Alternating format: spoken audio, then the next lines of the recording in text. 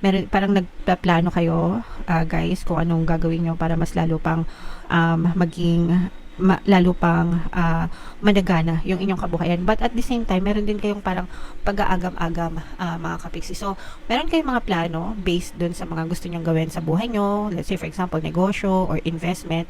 Meron kayong means, no? Ibig sabihin, may mga resources kayo.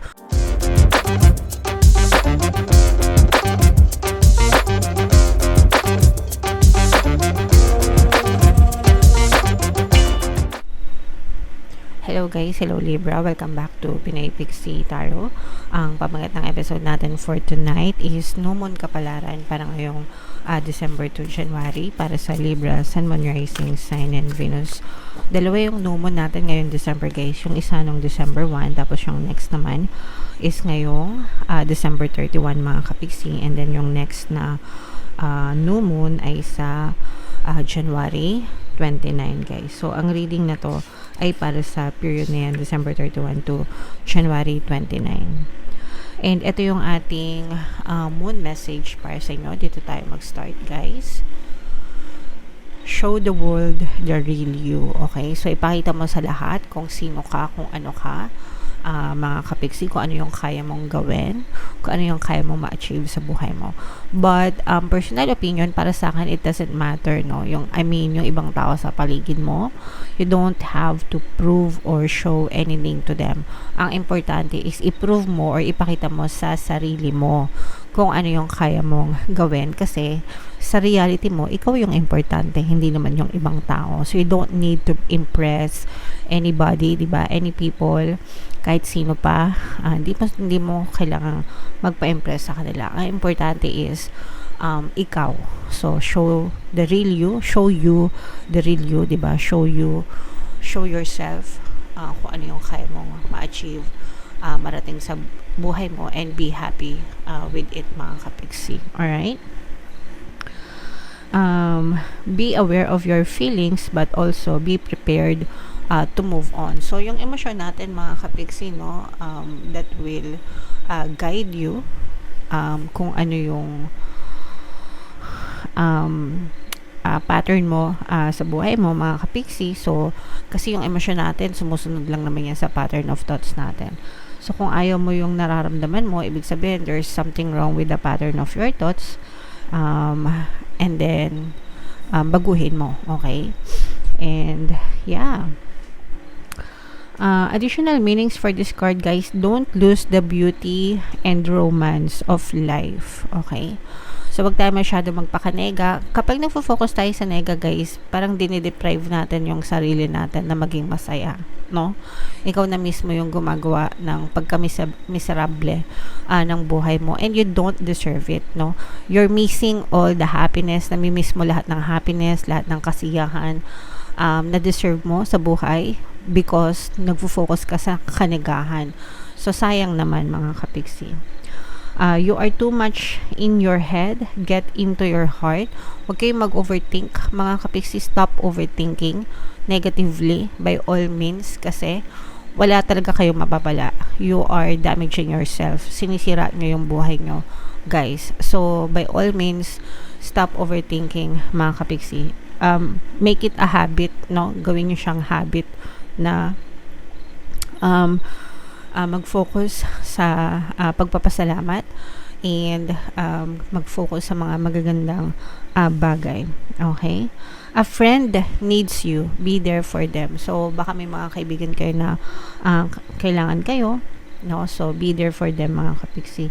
The same way na gusto nyo na nandyan din sila kapag kayo naman yung namamroblema. Alright? And a situation is going to take a very unexpected turn. Magbabago din yung sitwasyon nyo sa buhay, mga kapiksi. Depende sa inyo.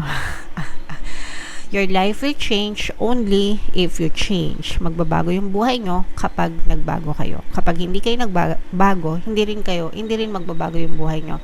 Kahit nasa damakmak na ganda yung ating mga reading, mga kapiksi, no? Sabihin natin, blessings, pagpapala, kasaganaan, okay? Yan yung mga nakikita natin based sa interpretation ng cards. Pero ikaw, hindi ka naman nagbago, hindi ka nag-affirm, hindi ka nagdasal, hindi ka nag-positive mental diet, naiwan ka. So, hindi talaga may experience mga kapiksi.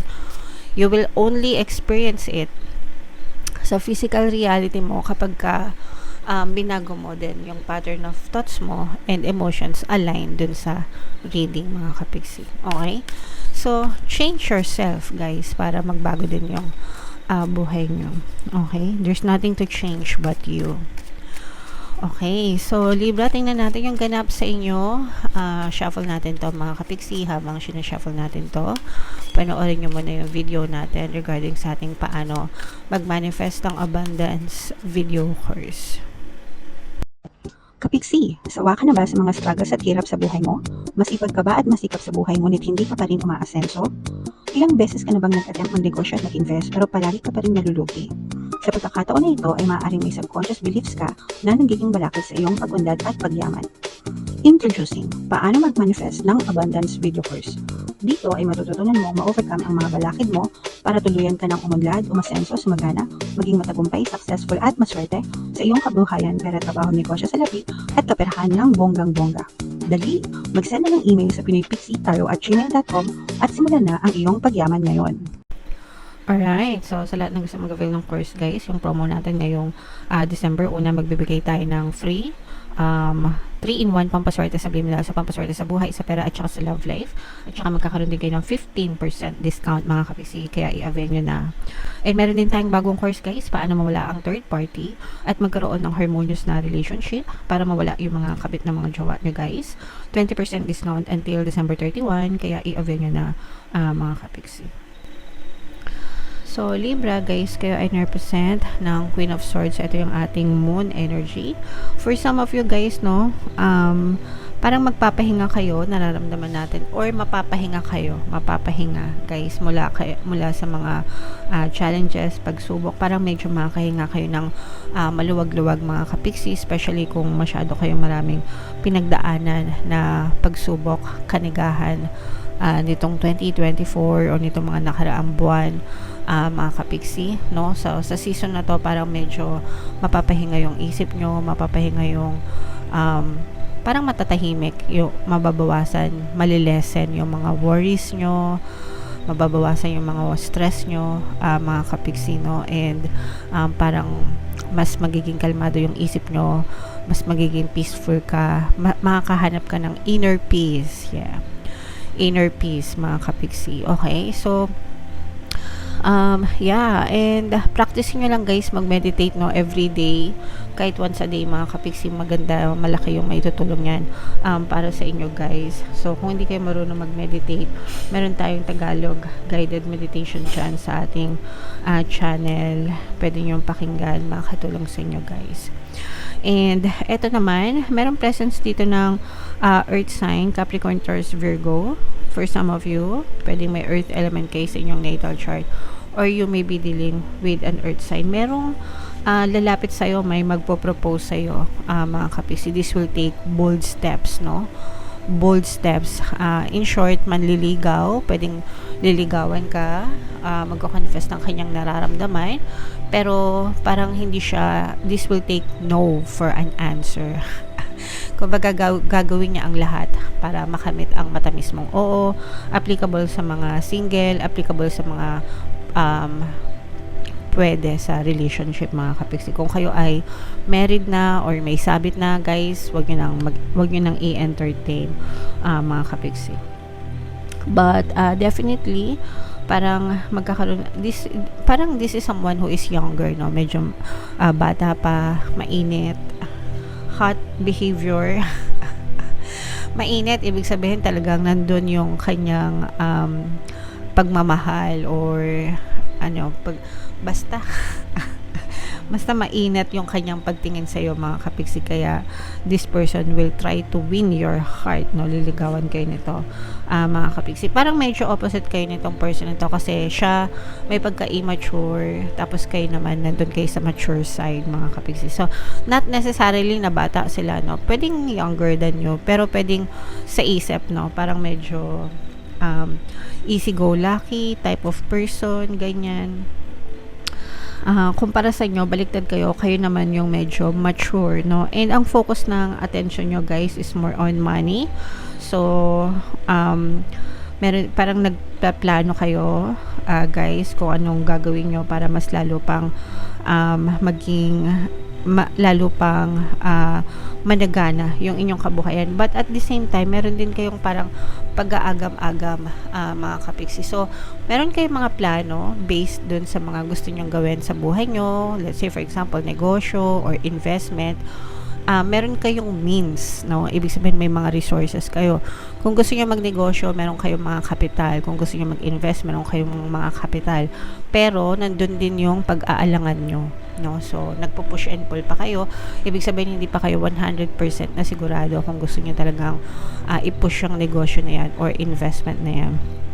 So, kung ano man yung cost ng agam-agam nyo, mga kapiksi, pag-aralan nyo mabuti, no?